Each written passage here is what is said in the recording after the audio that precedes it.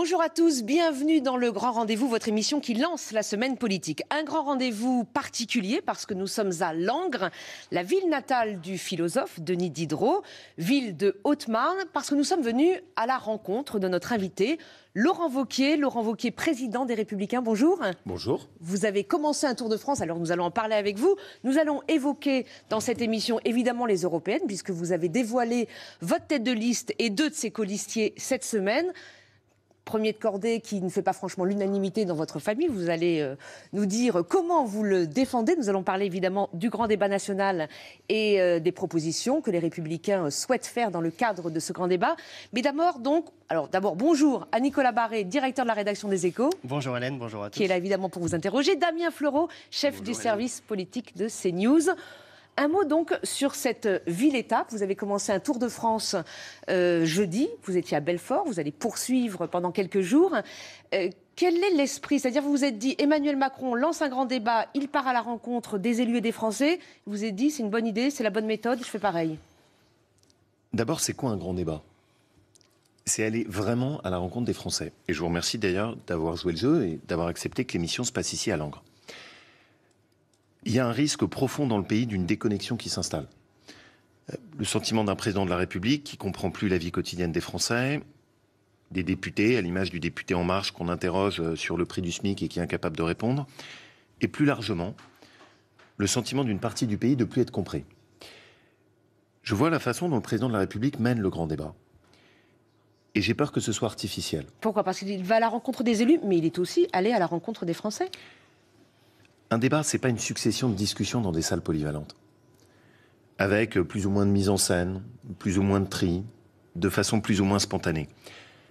Ça, pour moi, c'est pas un vrai débat. Dans lequel, au fond, on lui pose des questions et on répond avec des longs monologues. Je crois que c'est pas ça ce qu'attendent les Français. Je pense que ce qu'attendent les Français, c'est pouvoir exposer leur vie quotidienne, leurs difficultés, leurs attentes, leurs espoirs. Et pour ça, il faut aller les voir directement sur leur lieu de vie, sur leur lieu de travail. Donc vous, et c'est ce qu'on a décidé de faire avec ce Tour de France. Vous l'avez dit, avant-hier, j'étais à Belfort. On a échangé avec des artisans. Les politiques s'occupent très peu des artisans. Hier, on était en Côte d'Or et on a discuté avec tous ceux qui font le dynamisme de la viticulture. Aujourd'hui, dimanche, à Langres, cet après-midi, on ira dans un hôpital. Hôpital qui a fait un immense travail pour garder la présence d'un service public de santé. Gros sujet, très peu abordé dans le grand débat. C'était abordé, les élus ont fait remonter un certain nombre de revendications aussi auprès d'Emmanuel Macron. C'était en Normandie lors de son premier grand débat. Mais il faut qu'il puisse y avoir cet échange spontané, pas un voyage sous bulle. Quand j'étais à Belfort avant-hier, il y a un groupe de gilets jaunes qui a demandé à ce que pouvoir échanger ensemble. C'était pas prévu. On a eu cet échange directement. Vous voulez comprendre les Français, il faut aller les voir directement. Et il faut qu'on sorte de cette mise en scène qui, à mon avis, prend le risque assez vite de paraître artificiel. C'est pour ça que j'ai préféré cette démarche, ça a toujours été la mienne, aller directement, prendre le temps, un Tour de France. Damien Fleureau, on va revenir donc avec vous sur les élections européennes. Vous avez présenté votre tête de liste et deux des colistiers, je le disais, cette semaine. Question de Damien Fleureau. Oui, Laurent Wauquiez, un chef qui se soustrait est un chef qui disparaît. C'est une phrase prêtée à Nicolas Sarkozy, vous concernant. Il a eu l'occasion de vous le dire directement. Vous savez, la politique a changé. J'ai pris un engagement lorsque je me suis présenté aux élections dans ma région Auvergne-Rhône-Alpes. De conserver votre mandat de président de région. Une région d'ailleurs que j'ai remportée à la gauche. Je ne me suis jamais soustrait. Toutes les batailles politiques que j'ai menées étaient des batailles politiques difficiles et je les ai toujours remportées. Sur mes convictions. Mais je ne crois plus que la politique dans laquelle on dit quelque chose un jour et puis ensuite on zappe sur un autre mandat en trahissant sa parole et du sens. Donc il n'y a pas d'intérêt supérieur du pays dans la période que traverse la France? Vous savez, le premier intérêt supérieur, c'est que les politiques tiennent parole. C'est la première condition. J'aurais trahi mon engagement. La première question que vous m'auriez posée, vous m'auriez dit, vous n'avez pas de parole. J'ai une parole. Donc vous irez au bout de votre mandat. Et pour moi, c'est très important. Par contre, pour répondre à votre question, je serai évidemment totalement engagé dans cette campagne. Parce que c'est une campagne importante. Parce que ce que je veux, c'est qu'on réouvre un choix pour les Français. Parce que je suis convaincu que les Républicains sont la seule alternative, en dehors des extrêmes, à Emmanuel Macron. Et donc, je connais ma responsabilité. Et je sais le devoir qui est le mien. Mais je pense aussi qu'il faut être capable de travailler en équipe. Un chef, c'est pas le fait d'aller tout seul, tout le temps, uniquement en abandonnant tous les autres.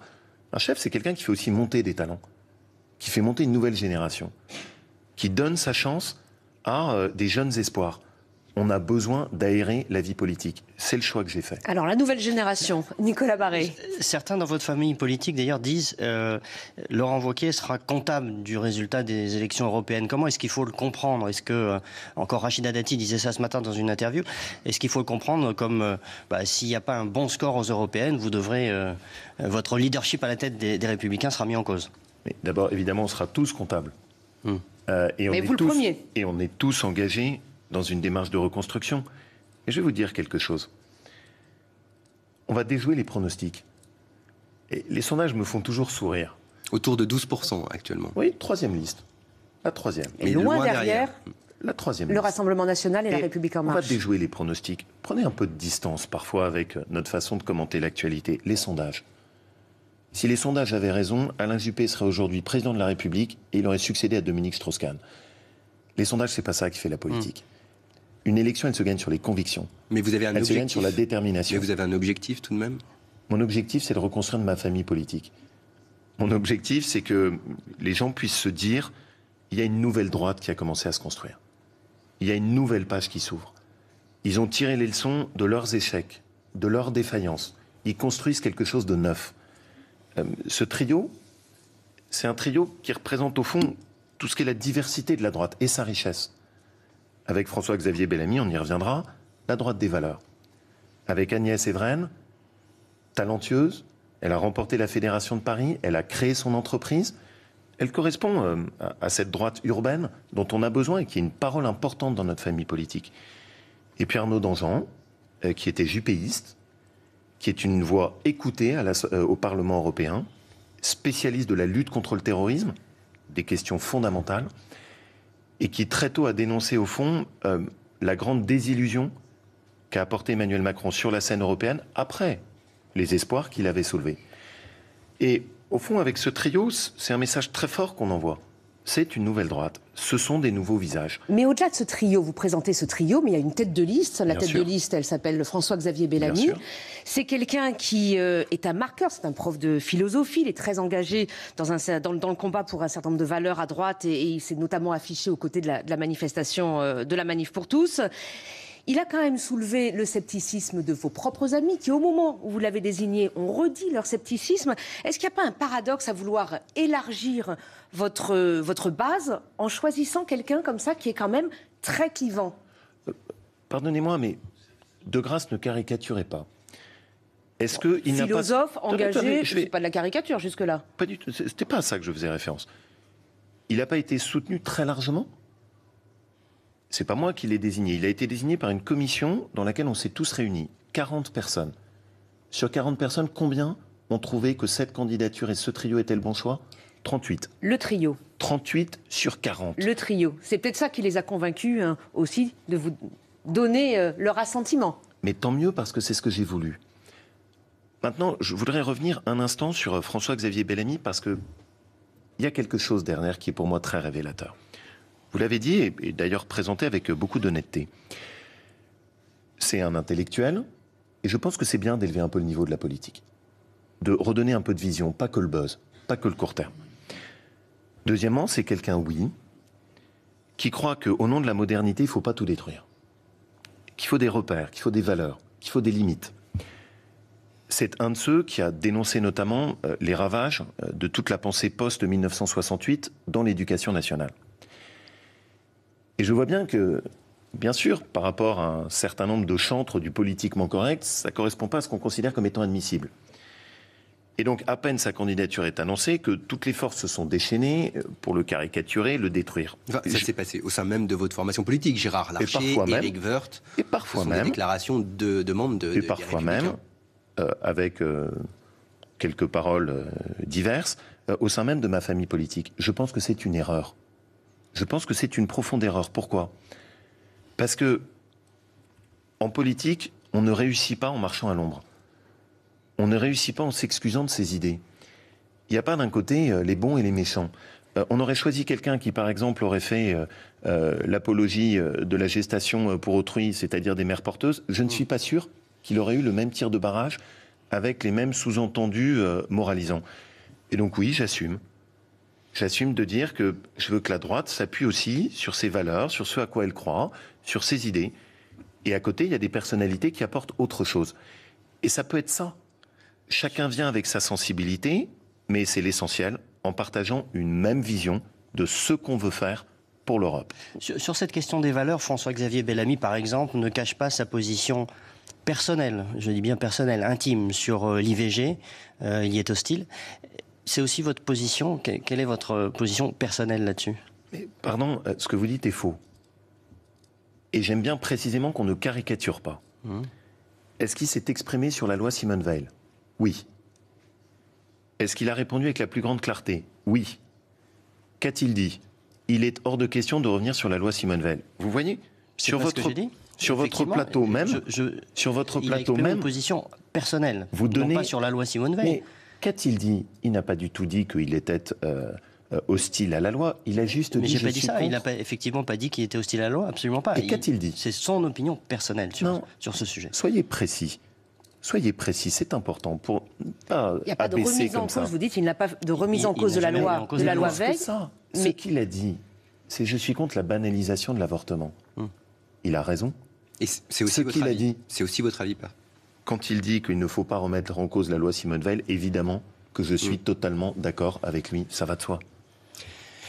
Éric est ici chez lui. C'est comme cela que vous avez accueilli au siège des Républicains cette semaine Éric Zemmour, un écrivain condamné pour provocation à la haine religieuse en raison de propos islamophobes. Quand il cessa la réhabilitation du maréchal Pétain sur le thème « Pétain a sauvé des juifs français », cette version de l'histoire est désormais contredite par les recherches des historiens. Ça ne vous dérange pas d'inviter cette personnalité au siège de votre famille politique? Vous voyez, là encore, ça me fait sourire. Il y a ceux qui ont droit au débat, il y a ceux qui n'ont pas droit au débat. Non, là, on vous demande, il a le droit de débattre, on vous demande si vous êtes d'accord. Je vais aller jusqu'au bout de la question. Oui, j'ai tenu à ce que Éric Zemmour soit accueilli chez les Républicains. Comment est-ce que je l'ai accueilli? Soyez là encore précis. Dans le cadre du débat des idées. Soyons précis sur ce que j'ai dit.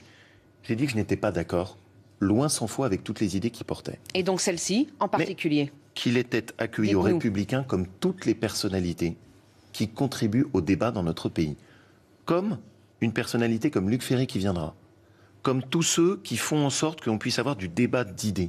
Pourquoi? Mais est-ce qu'on est sur le débat d'idées lorsque, effectivement, Éric Zemmour, dans un certain nombre de ses ouvrages, notamment le dernier, réhabilite cette idée que le maréchal Pétain a été un bouclier pour les juifs français? Est-ce qu'on est encore dans le débat d'idées, selon vous, là? Vous connaissez la personnalité d'Éric Zemmour? Oui. Vous savez qu'il vient d'une famille juive, dans laquelle on sait le prix qu'on a payé pour l'antisémitisme dans notre pays. Une famille qui a elle-même toujours plaidé pour l'intégration républicaine. Je suis historien. Mais ça l'autorise. Je ne partage pas la vision qui est celle d'Éric Zemmour sur la question du maréchal Pétain. Mais il a quand même le droit au débat. On ne va pas ostraciser des gens. Vous êtes en train de me dire quoi? Que donc, dans un parti politique qui est fait pour débattre, discuter, il faudrait que je dise à certains, vous n'avez pas le droit de citer? Mais évidemment qu'il a le droit de citer. Et que je serais de la même manière très heureux d'inviter des personnalités de gauche, des syndicalistes. Je veux que les Républicains soient un parti porte et fenêtre ouvertes. Et je vais aller jusqu'au bout de ce que je pense. La France a besoin de débats. Elle a besoin de débats sereins. Elle a besoin de débats respectueux, dans lesquels vous ne sortez pas les cartons rouges pour dire à un tel « vous êtes banni, vous êtes une personnalité obscure et il faut vous faire un procès en sorcellerie ». C'est pas ça ce dont a besoin notre pays. Il faut qu'on puisse se respecter les uns les autres. On peut avoir des débats en matière d'histoire. Moi, ce que je retiens surtout de ce que nous dit Éric Zemmour, c'est quoi? Soyons fiers de notre histoire. Je ne partage pas sa vision du maréchal Pétain, mais quand il dit qu'il faut retransmettre à nos enfants la fierté du général de Gaulle, de Richelieu, de Clovis, de ce qui constitue l'histoire de France, mais aussi de Maupeou, eh bien je crois à ça. Laurent Wauquiez, le président des Républicains et président de la région Auvergne-Rhône-Alpes, est l'invité du grand rendez-vous à Langres. On se retrouve dans un instant.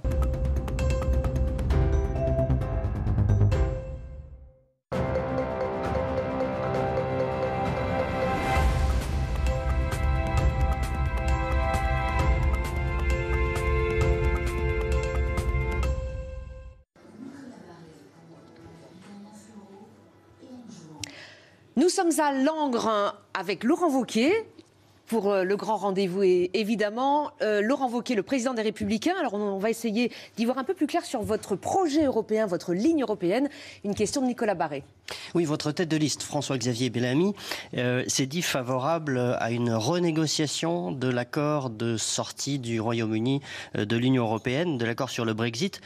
L'Union européenne, en revanche, exclut cette renégociation. Donc, c'est vraiment ça que vous souhaitez parce que la France, dans ce cas-là, serait assez isolée en Europe. Moi, d'abord, la première chose, je ne me réjouis pas que le Royaume-Uni quitte l'Union européenne. C'est pas en soi une bonne nouvelle. Qu'on ait la deuxième économie européenne, il faut quand même qu'on garde bien en tête, et qui nous quitte, c'est pas une bonne nouvelle. Ça dit des choses sur l'Union européenne, ça dit des choses sur le Royaume-Uni, ça dit aussi des choses sur le sentiment d'un certain nombre de classes moyennes anglaises du Royaume-Uni, au fond, de ne pas avoir bénéficié de ce qui s'est passé. Il faut qu'on réfléchisse à ça. Et la pratique consistant uniquement à dire il faut les punir n'est à mon avis pas la bonne. Après, Michel Barnier fait un travail remarquable. Il a fait un travail de négociation, il a tendu plusieurs fois la main. On voit très bien qu'aujourd'hui, le Royaume-Uni est en train de basculer dans le chaos. La planche de sortie, et c'est ce que François-Xavier Bellamy a rappelé, c'est que le Royaume-Uni se saisisse de la main tendue par l'Union européenne. C'est ça qui est important. Mais l'Europe dit qu'il n'y a plus rien à négocier. Barnier dit on a été jusqu'au bout de la négociation. Donc si on renégocie, c'est pour lâcher quoi ? Et je le crois d'ailleurs. C'est-à-dire que là, sur le point de sortie et sur la négociation du Brexit, il n'y a plus rien à négocier. L'accord est sur la table. C'est ce que dit... Non, en revanche, la question qui se pose, c'est ensuite sur la durée. Une fois qu'on aura géré le contrat de séparation, il y a des questions à se poser et qui, elles, peuvent être ouvertes ensuite, de se demander comment est-ce qu'on les associe, comment est-ce qu'on revoit des programmes ensemble, comment est-ce que, par exemple, en matière militaire, il y a des choses à faire avec le Royaume-Uni. Mais je voudrais quand même qu'on s'arrête un instant, parce que c'est intéressant pour le débat qu'on aura aux Européennes. Quelle est quand même la principale leçon de ce qui se passe au Royaume-Uni ? La sortie de l'Union européenne se traduit par le chaos. La sortie de l'Union européenne plonge un pays dans le désordre. Il y aura des listes qui, au moment des européennes, plaideront pour cela. C'est d'une manière ou d'une autre avec... Quelle liste plaide aujourd'hui pour Il est cela ? très clair. Le Rassemblement national ne dit pas aujourd'hui il faut sortir de l'Europe, par exemple. Soyons sérieux. Il est très clair quand vous regardez le projet de Marine Le Pen et de Nicolas Dupont-Aignan que c'est un projet de déconstruction de l'Europe et de sortie de l'Europe. Il est emballé, il est camouflé derrière un certain nombre d'écrans, mais tout le monde a très bien compris que c'est la réalité de leur projet. Prenons un exemple simple. Marine Le Pen dit « Je suis prête finalement à rester dans l'euro, mais je veux que la France retrouve sa souveraineté monétaire nationale. » Enfin, c'est prendre les Français pour des imbéciles. L'euro, précisément, consiste à accepter de partager sa souveraineté monétaire en se disant que parce qu'on est avec les Allemands, un pays comme le nôtre qui a autant de dettes et de déficits a sa monnaie qui est mieux protégée contre des risques de dévaluation et donc de perte de pouvoir d'achat, d'appauvrissement des Français. Le programme de Marine Le Pen pour les Européennes, c'est le chaos ? Très clairement, c'est un programme de déconstruction de l'Europe. C'est très clairement un programme de déconstruction de l'euro, de Marine Le Pen comme de Nicolas Dupont-Aignan. C'est un choix. Mais c'est un choix. Et ce choix, il est parfaitement dans le champ du débat. Il est parfaitement normal qu'on ait ces discussions.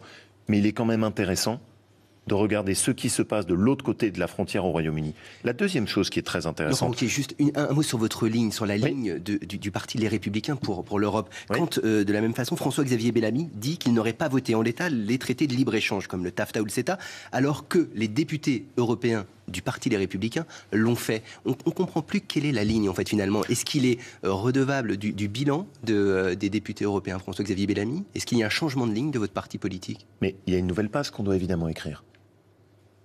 Vous n'avez pas vu l'Europe se fracturer ? Vous n'avez pas vu l'augmentation de la défiance ? Quelle est notre ligne ? Notre ligne, c'est qu'on croit dans l'Europe. Oui, nous voulons défendre un projet européen. Mais on est convaincu que pour sauver l'Europe, il faut la changer. Qu'est-ce que ça signifie très concrètement ? Vos députés européens ont voté ces textes. Ils sont aussi comptables de la situation actuelle. Mais c'est aussi pour ça que je veux tirer les leçons de nos échecs. Est-ce qu'un traité de libre-échange, par définition, est bon ? Non. Il y a des traités de libre-échange sur lesquels je pense qu'ils sont intéressants. Celui qui a été fait avec le Canada est intéressant. À l'inverse, celui négocié avec le Mercosur soulève de très grosses questions. Et je ne suis pas favorable à ce qu'en l'état, ce traité soit signé. Pourquoi ? On voit notamment que sur les terrains agricoles, mais pas seulement, il soulève de grosses questions. On vient d'avoir un scandale sur la viande avariée polonaise. Ce traité permettrait d'importer de la viande d'Amérique latine qui est bourrée aux activateurs de croissance. Moi, je n'y suis pas favorable. Et donc, Au-delà du traité, quelle est notre ligne? Au fond, vous aurez le choix entre 3 options au moment des européennes. L'option de Marine Le Pen, et de Nicolas Dupont-Aignan, c'est la sortie et la déconstruction de l'Europe. L'option d'Emmanuel Macron, c'est toujours plus de ce qui n'a pas marché. Plus d'élargissement, plus de Commission européenne, plus de fédéralisme. Mais lui aussi dit, on est là pour changer l'Europe. Et c'est ce qu'il a commencé à faire en discutant notamment avec, c'est le discours de la Sorbonne, il a discuté avec Angela Merkel, alors avec des résultats qu'on attend peut-être toujours. Merci de le dire. Avec rien. Et au fond, qu'est-ce qui comment s'est passé? obtiendrez-vous plus, vous? Je vais vous répondre sur cette question. Il a isolé la France. Et c'est un échec et c'est une inquiétude pour chacun d'entre nous. Quand Nicolas Sarkozy prend la présidence de l'Union européenne, il remet la France au cœur de ses partenaires européens. Emmanuel Macron a une relation aujourd'hui qui est très mauvaise avec l'Allemagne. On l'a vu avec la signature du traité d'Aix-la-Chapelle avec Angela Merkel, qui était dans une ambiance glaciale.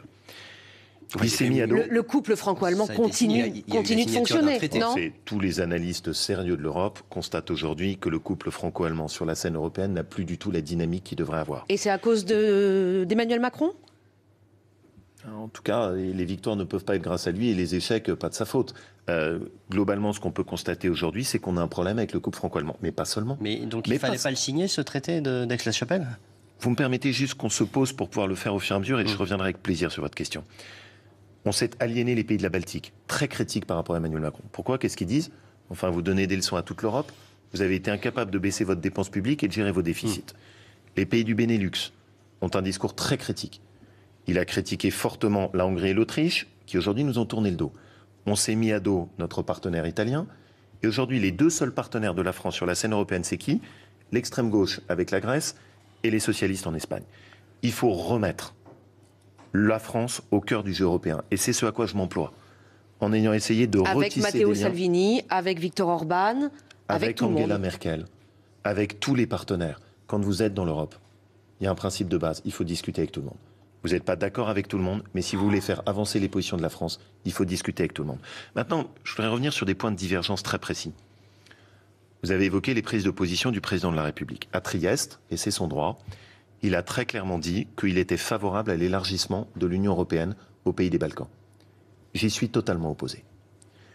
Je pense que l'élargissement a abouti à fragiliser l'Union européenne. Trop de pays, différents, avec des règles fiscales et sociales qui sont trop hétéroclites. Les parlementaires européens, m'interroger dessus, quand ils seront sur la liste, prendront un engagement très clair. Pendant la totalité de leur mandat, ils ne voteront aucune décision qui permettrait d'ouvrir la voie à de nouveaux élargissements. Aucune. Deuxième exemple, vous m'avez interrogé sur les traités de libre-échange.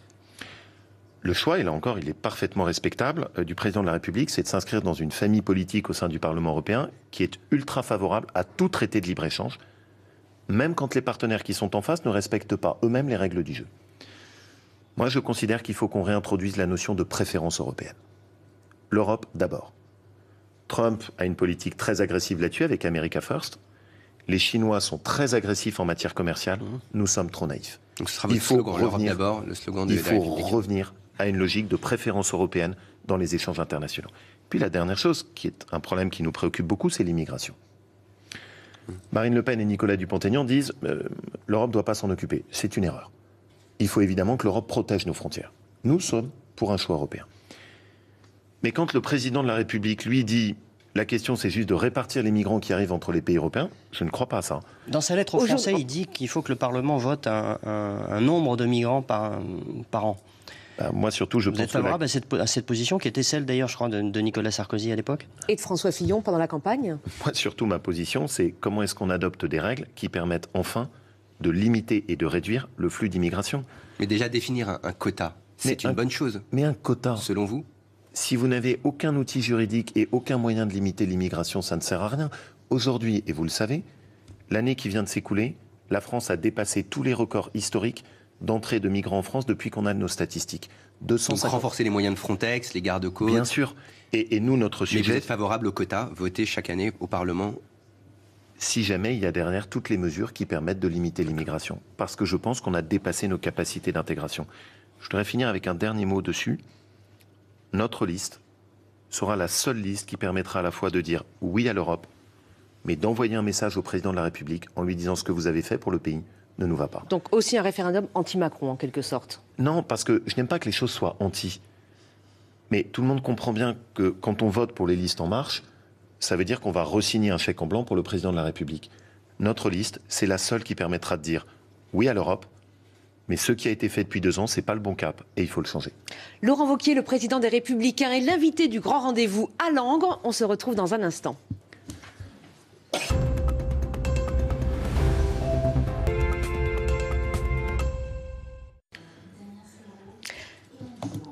Laurent Wauquiez, le président des Républicains, est l'invité du grand rendez-vous, un grand rendez-vous à Langres. Nous sommes à Langres avec lui. Laurent Wauquiez, dans le cadre du grand débat qui a été lancé par le président de la République, le président et le Premier ministre, au gré de leurs interventions, ont commencé à tracer quelques lignes.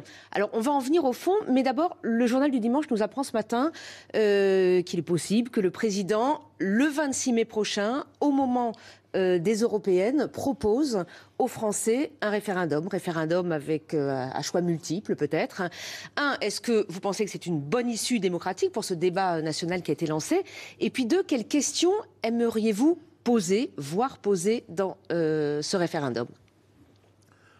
Vous l'avez dit, un certain nombre de vos confrères se sont fait écho effectivement d'un projet de référendum dans lequel il y aurait par exemple la proportionnelle ou des changements dans la composition du Parlement. Réduction du nombre de parlementaires, par exemple. J'ai vu ça.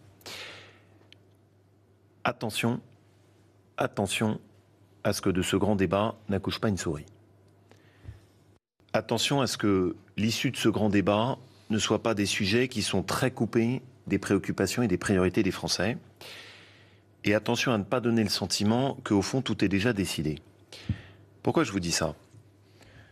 On va donc sortir de ce grand débat avec comme grand sujet adressé aux Français, on a compris ce que vous nous demandiez. En fait, votre profonde revendication pour votre avenir, c'est changer les règles électorales et modifier à la marge le fonctionnement de nos institutions. La crise de la représentativité, ça a été un des sujets qui a émergé pendant ce débat. Et vous pensez sérieusement, d'ailleurs en introduction de ce grand rendez-vous. Oui, et vous pensez sérieusement que la déconnexion et le sentiment de déconnexion des Français, leur première revendication, c'est ça? J'étais à Belfort. J'ai personne dans la rue qui me sautait dessus en me disant, surtout, de grâce, urgence absolue, mettez la proportionnelle. Le salaire des élus, moins de parlementaires. Attendez, c'est quand même un sujet qui je vais venir à la question. Qui est largement abordé. Est-ce que c'est un sujet qui ne compte pas? Bien sûr que c'est un sujet qui compte. Mais si c'est le seul sujet qu'on propose aux Français comme point de sortie, alors le président de la République prendra un grand risque. Parce que quel est le vrai sujet? Le sujet de fond, qui est le drame de notre pays, c'est l'absence de valorisation du travail. Le sujet de fond de notre pays, c'est l'appauvrissement des classes moyennes. Mais alors, quelles questions on pose dans un référendum pour essayer de répondre à ce sujet majeur? D'abord, avant de se poser la question de savoir quelles questions dans le référendum, il faut savoir quel cap est-ce qu'on prend. Et surtout, bien faire attention à ne pas cacher un certain nombre de sujets. Je vais prendre un exemple précis, les retraités. On ne parle plus des retraités. Je suis très frappé de ça. Peut-être parce que leur revendication, ou une partie de leur revendication, a été bien servie par l'exécutif sur la suppression de la CSG pour les petites retraites, les petits pensionnés. Soyons clairs et concrets.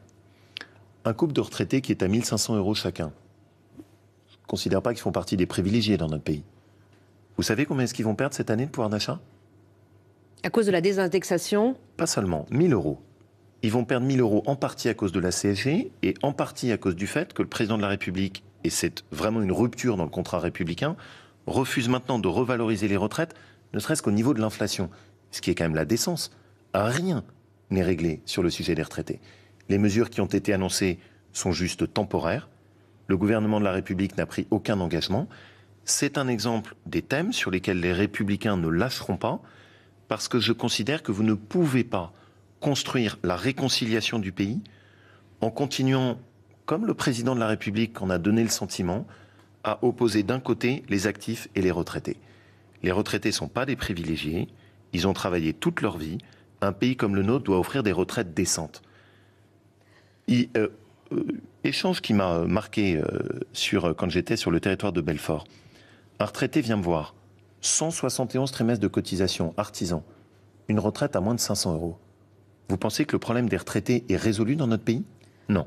Et ça fait partie évidemment des sujets qui sont sur la table. Et si on sort avec un grand débat qui nous dit on va vous consulter sur la proportionnelle, mais les questions de valorisation du travail, de la reconnaissance des classes moyennes ou tout simplement des retraités ne seront pas abordés, on ira à un échec majeur. Et la colère du pays n'en sortira que plus grande. Nicolas Barré. Le président de la République va recevoir à partir de demain à l'Élysée les présidents de groupes à l'Assemblée nationale et au Sénat, donc Bruno Retailleau et Christian Jacob. S'il devait y avoir un référendum à choix multiple, par exemple, est-ce que vous demanderiez que l'opposition co-rédige en quelque sorte les questions? Est-ce que c'est quelque chose que vous pourriez réclamer? Ça me semble aller de soi, non? Si on soumet une question, il faut associer l'ensemble des sensibilités politiques et qu'il puisse y avoir un débat, c'est normal. Vous m'interrogez sur les questions qui me préoccupent. Je vois bien la tentation, là, sur la sortie de crise, de donner le sentiment que le pouvoir d'achat se décrète à coup de primes gouvernementales et de déficit public. Je pense que c'est pas ça le discours qu'il faut tenir aux Français. Et je pense que dans un référendum, ce qui serait intéressant, c'est de dire, voilà, nous, on est prêt à prendre un engagement sur la lutte contre le gaspillage de l'argent public, sur la baisse de la dépense publique, notamment sur le secteur, qui est à mon avis beaucoup trop gros dans notre pays, de l'administration qui produit des normes, qui harcèle. Mais la contrepartie, c'est qu'on rendra l'argent. Et que l'argent qui sera économisé sera rendu sous forme de baisse d'impôts et de baisse de charges sur les entreprises. Ça, c'est un vrai contrat. Et quand, par exemple, le Premier ministre dit rendre l'impôt plus progressif, taxer plus fortement les hauts revenus, est-ce que ça peut être une question soumise dans ce débat du référendum? Pour répondre au sentiment d'injustice fiscale qui s'est aussi largement exprimé pendant ce débat. Le travail, peut-être? Mais notre pays est extraordinaire. Notre pays est vraiment extraordinaire. C'est-à-dire que pour aboutir à plus de justice fiscale, on va créer des nouveaux impôts. Donc on ne change rien à la fiscalité. C'est pas ça ce que je veux dire. Vous voulez mettre plus de justice, baissez les impôts. Baissez les impôts de grâce. Vous pensez qu'il n'y a pas suffisamment de prélèvements obligatoires dans ce pays? La progressivité de l'impôt, ça peut être aussi baisser les impôts. La progressivité de l'impôt, c'est baisser les impôts sur les classes moyennes.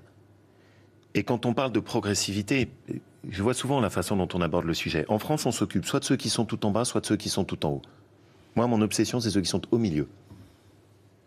J'ai échangé avec un magasinier dans une entreprise. Son témoignage était résumé tous les problèmes de la France. Il était à peu près sur un salaire de 1 800 €. Sa femme, infirmière de nuit, 1 600 €. Et il me disait, nous, on paye tout, on n'a aucune aide. Et il finissait avec cet exemple très frappant. La cantine pour mes enfants, c'est 9 €. La cantine pour quelqu'un qui est au RSA, c'est 1,50 €. Est-ce que c'est juste? C'est ça votre progressivité? Moi, c'est pas la mienne. Les classes moyennes sont trop maltraitées dans notre pays. C'est le problème fondamental. Le sujet n'est pas de créer des nouveaux impôts. Le sujet, c'est de baisser. Même pour les plus riches. Mais regardez comment tourne ce type de débat. On a eu ce débat sur la taxe d'habitation, qui est intéressant. On a dit, bon, on va continuer à faire payer la taxe d'habitation pour les plus riches. Et où est-ce qu'ils ont situé la ligne? Pour des couples avec des revenus à 2 000 €. Mais enfin, est-ce qu'on est devenu fou? Mais c'est bien pour ça que là, ils ont dit que finalement, ils allaient jusqu'au bout de la suppression de cette taxe d'habitation. Vous habitez à Paris, vous habitez ensemble, chacun gagne 2 000 € et maintenant vous êtes considérés comme les privilégiés de la France. Pourquoi je me méfie de ce genre de choses? Parce que je sais très bien comment ça tourne. Quand on dit on va mettre plus d'impôts sur les plus riches, ça finit toujours sur les classes moyennes. Donc, mon obsession, c'est baisser les impôts. Quels impôts il faut baisser en priorité selon vous? Il n'y a pas un impôt sur lequel on n'a jamais touché depuis bien longtemps. C'est l'impôt sur le revenu. Cet impôt-là, on n'en parle jamais. Il est totalement en dehors de nos radars. C'est pourtant un impôt qui est acquitté par ceux qui travaillent, par des retraités qui ont pu travailler toute leur vie. C'est un impôt qui tape très dur sur ceux qui sont au milieu. Mais acquitté par la moitié des Français seulement? Et c'est bien le problème. C'est que tout le problème, c'est qu'en France, quand vous commencez à travailler, vous rentrez dans la catégorie imposable à l'impôt sur le revenu. Et là, vous commencez à avoir une courbe d'augmentation de votre fiscalité qui augmente très, très, très vite. Je pense qu'il y a une interrogation à se poser. Moi, je suis totalement ouvert à ce qu'on remette à plat la totalité de notre système fiscal. Je l'ai d'ailleurs dit dans une interview dans Les Échos.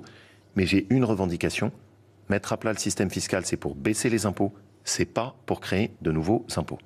L'impôt sur le revenu, on vient d'en parler beaucoup, puisqu'il est aujourd'hui prélevé à la source et il n'y a pas eu de bug phénoménal.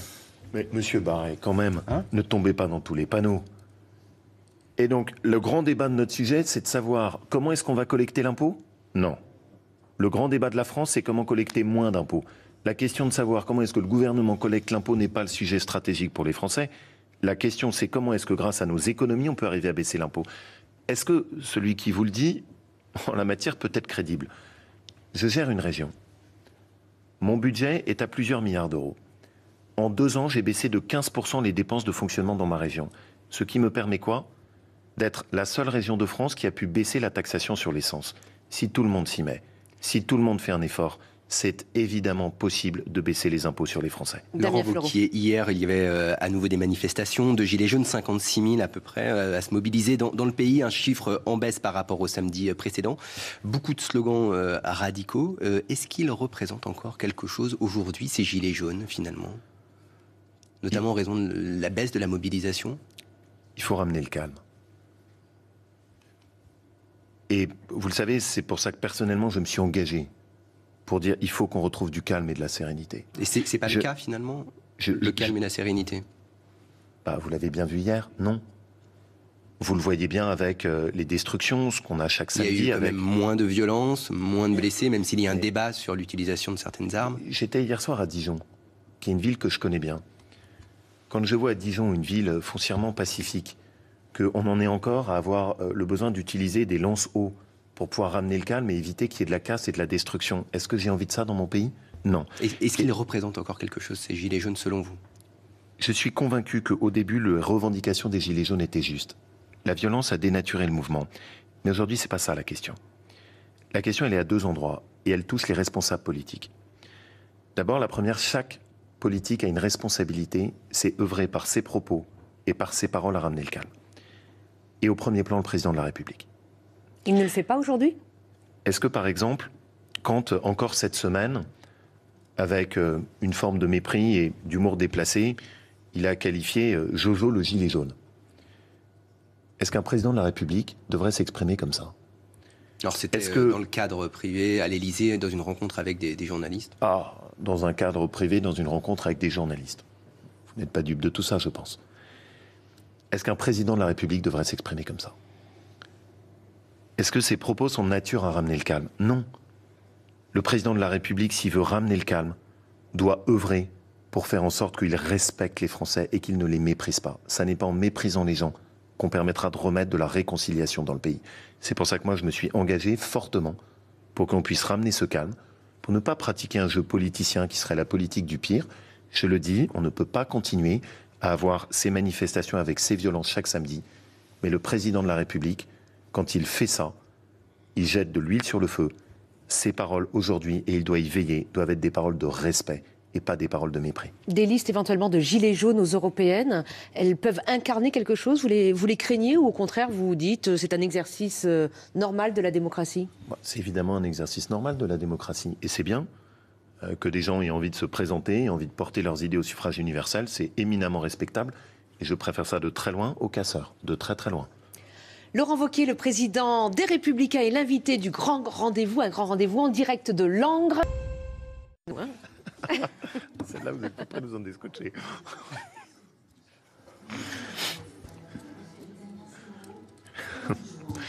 Laurent Wauquiez, le président des Républicains, est l'invité du grand rendez-vous. Nous sommes à Langres. Laurent Wauquiez, ce débat, le grand débat dont nous parlons depuis quelques minutes, a été lancé par Emmanuel Macron, un petit peu comme une bouée de sauvetage pour essayer de sortir de la crise dans laquelle il se trouvait. Sauf que ce débat a l'air de prendre. Il y a beaucoup de rencontres qui sont organisées. Il y a des Français qui postent des choses sur le site pour qui émettent un certain nombre de propositions. Vous participez aussi à ce grand débat. Emmanuel Macron dit qu'il espère en tirer un nouveau souffle et qu'il veut installer une démocratie de la délibération permanente. Est-ce que, selon vous, c'est une bonne façon de gouverner? Notre société a évolué. Et c'est une évidence. Et c'est d'ailleurs intéressant que celui qui plaidait pour un pouvoir jupitérien, au bout de 2 ans, commence à ouvrir les yeux. J'espère pas seulement dans les paroles. Il faut qu'on invente un nouveau fonctionnement de notre démocratie. Les interrogations autour du référendum sont intéressantes. Ma région est voisine de la Suisse. On peut s'inspirer de ce qui est fait en Suisse avec ce système de votation organisé, à la fois sur certains domaines où ça ne peut passer que par référendum, sur d'autres domaines où, à condition qu'un certain nombre de citoyens suisses se soient engagés, on soumet une question à la votation à l'intérieur du pays. Donc on peut assouplir, nous, nos règles de référendum qui aujourd'hui sont quand même très strictes. J'y mets juste 2 limites. La première, d'abord, il ne faut pas dénaturer les institutions de la Ve République. Et la deuxième, veillons à ce que notre pays ne devienne pas ingérable. Parce qu'on l'a connu dans le passé. La 4e République, la 3e République nous ont amené des heures sombres dans notre histoire parce qu'à l'arrivée, notre pays n'était plus gérable. Donc on vote des lois, mais on ne peut pas revenir sur ces lois par des référendums. Il faut qu'il y ait des règles qui soient posées. Et évidemment que s'il y a une loi qui a été votée, il peut ensuite y avoir un référendum. C'est normal, c'est naturel. Mais il faut juste que ça ne puisse pas être n'importe quoi, n'importe comment et tout le temps. Et donc, par exemple, le système suisse est intéressant parce qu'il y a un corpus qui est très organisé. Il y a des calendriers qui sont prévus, il y a des règles qui sont fixées. Donc, regardons les exemples étrangers. Il faut qu'on mette plus de consultation, plus de participation. Nous, par exemple, dans le fonctionnement de notre parti, très régulièrement, on consulte nos adhérents pour qu'ils puissent donner leur avis. Dans le cadre du grand débat, on a consulté l'ensemble de ceux qui sont les adhérents de notre famille politique pour qu'on leur dise, voilà, quel est votre avis sur nos propositions et surtout, quelles sont vos idées. Et comment vous allez le formaliser d'ailleurs pour essayer de nourrir ce grand débat? Il y aura une contribution qui sera une contribution des Républicains. Je pense que l'approche de Marine Le Pen, l'approche de Nicolas Dupont-Aignan, qui est au fond la politique du pire, de ne pas accompagner ce retour au calme, est une erreur. Nous, on prend nos responsabilités. Tout ce qui permet de ramener le calme, il faut s'engager. Sujet très important qui se pose en ce moment, c'est comment traiter les djihadistes qui rentrent en France. Un député républicain, Pierre-Henri Dumont, a évoqué des assassinats ciblés. Est-ce que c'est une idée, selon vous, qui peut être une solution? Et sinon, comment traiter ces djihadistes? Je ne sous-estime pas la difficulté du sujet et les questions juridiques qu'elle pose. Mais très tôt, vous le savez, j'ai fixé ce qu'était ma priorité. Ma priorité, c'est la sécurité des Français. Et pour ça, il faut qu'on adapte le droit. Et je considère, je l'ai toujours dit, que les djihadistes ne doivent pas revenir en France. Un certain nombre de pays ont pris des mesures le permettant. Le Royaume-Uni, par exemple, a pris des mesures d'exclusion de passeport et de déchéance de nationalité. D'autres pays ont fait en sorte que les djihadistes soient jugés là-bas, en Syrie ou en Irak. Ce sont les solutions que je demande au gouvernement d'adopter. Faire revenir sur notre territoire des djihadistes qui ont été parmi les figures les plus engagées de Daesh, qui ont contribué à l'installation de cette barbarie, et prendre le risque ensuite de les faire revenir en France. Quand on sait que, même s'ils passent devant la justice, nous n'avons aucune garantie qu'ils iront en prison. Même s'ils vont en prison, on sait très bien qu'avec le système de remise de peine, on peut aboutir ensuite à relâcher dans la nature des barbares et prendre la responsabilité immense que ces gens-là contribuent ensuite à organiser des attentats sur le sol français. Et les garanties de la justice syrienne, vous y croyez? Là encore, il faut savoir choisir ses priorités. Ma priorité, c'est la sécurité des Français. Ma priorité, c'est qu'ils ne reviennent pas en France. Ma priorité, c'est pas leur sort là-bas. Ils ont fait leur choix. Ils sont partis en Syrie. Ils ont contribué à l'installation de la barbarie la plus abjecte. Je suis allé en Irak. J'ai échangé avec les victimes de Daesh. Ces gens-là qu'on s'apprête à faire revenir. Pour rien au monde, je ne voudrais voir ces gens-là revenir sur le sol de mon pays. C'est pas qu'on choisit de les faire revenir, c'est qu'à un moment donné, les Kurdes notamment se disent on va les laisser partir. C'est ça le risque aussi. Et pourquoi ne pas les confier à la justice en Irak? Pourquoi ne pas les confier à la justice en Syrie? Pourquoi ne pas faire des déchéances de nationalité? Il y a des solutions qui existent. Ce sont ces solutions que je demande au gouvernement de prendre, mais ils ne doivent en aucun cas revenir sur le sol français. Et l'élimination physique d'un certain nombre d'entre eux sur place, c'est un... comme l'évoquent certains élus? Ne soyons pas hypocrites. La ministre de la Défense elle-même a dit que si les djihadistes mouraient en Syrie, c'était une bonne chose. Et elle a raison. Elle l'a dit à ce micro. François Hollande lui-même a dit dans un livre qu'il avait organisé des opérations pour que la France tue des djihadistes en Syrie. Et il avait raison. La priorité, c'est la sécurité des Français. Laurent Wauquiez, la loi anti-casseurs sera votée solennellement mardi prochain à l'Assemblée nationale, après de nombreux débats au sein même de la majorité. Êtes-vous rassuré que finalement ce soit la ligne sécuritaire de Christophe Castaner, le ministre de l'Intérieur, qu'il ait finalement emporté? C'était une proposition de loi issue de vos rangs, du Sénat, Bruno Retailleau notamment. Mais ça n'est pas cette ligne qu'il a emportée. Et ce qui me préoccupe, c'est de constater qu'après 2 mois, le gouvernement ne parvient pas à ramener le calme et ne se donne pas les moyens de mettre hors d'état de nuire les casseurs. Les interdictions de manifester, ça ne va pas suffisamment loin? Regardons très simplement ce qui a été fait. Nous avions proposé que les forces de l'ordre puissent faire des fouilles de sacs. Ça a été refusé dans la loi. Nous avions proposé qu'il puisse y avoir un fichier des casseurs. Ça a été refusé dans la loi. Nous avons demandé qu'il puisse y avoir des interdictions simples administratives pour que des casseurs ne puissent pas manifester. C'est quand même l'évidence. On interdit à des hooligans de pouvoir aller au stade de foot et on n'interdit pas à des casseurs de manifester. Ça a été tellement encadré avec un tel luxe de précaution que je pense que ça ne sera jamais appliqué. Donc une loi pour rien. Et aujourd'hui, vous ne la voterez pas parce qu'elle ne va pas assez loin? Attendez, elle est en vote mardi à l'Assemblée nationale. Je vais aller jusqu'au bout avec un exemple qui est tellement parlant. Ils ont même refusé de mettre des sanctions pour des gens qui vont manifester avec des armes de jet et des projectiles.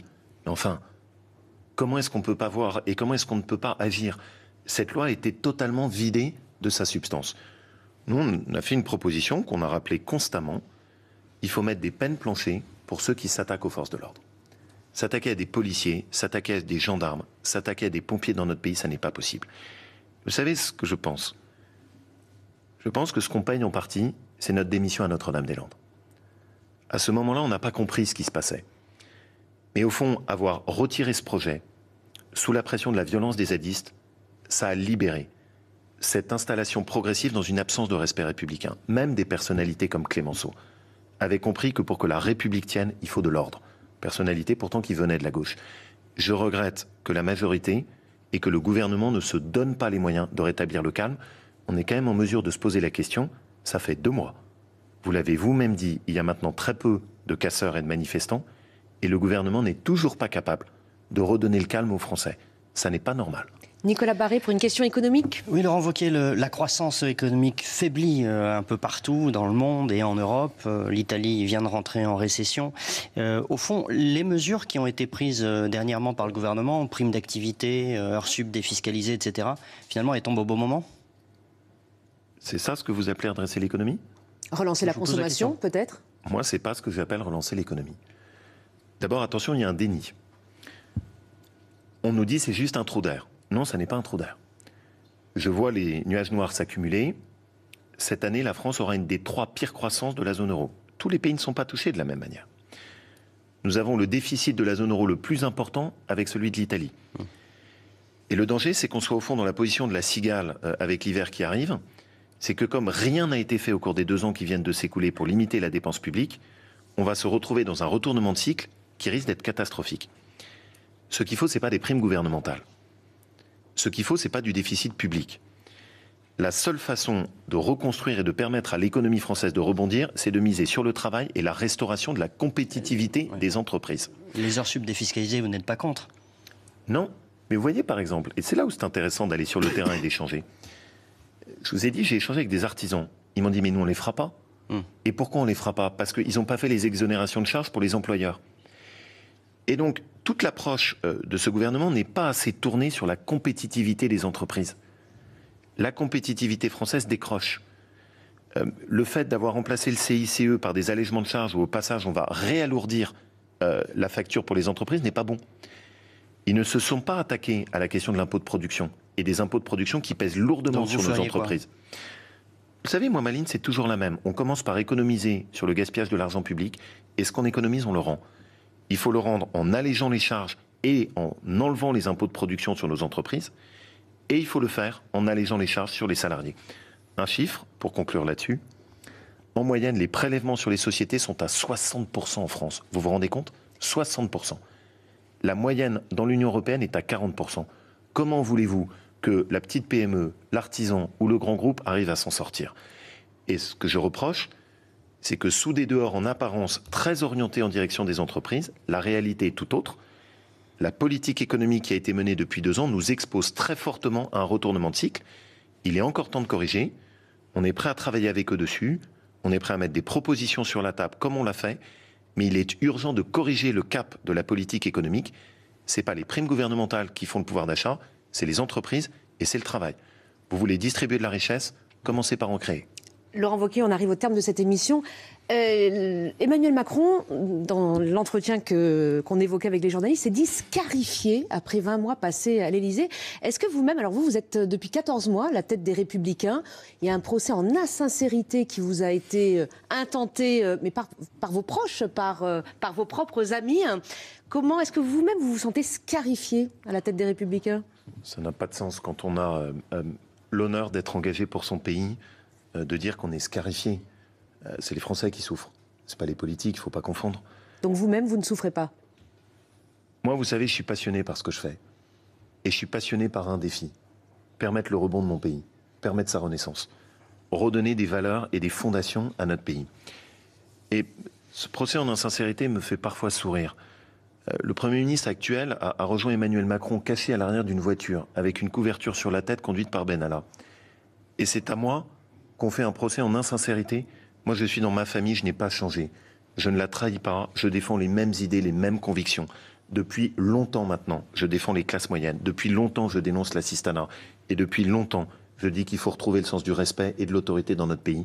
Je n'ai pas changé de discours.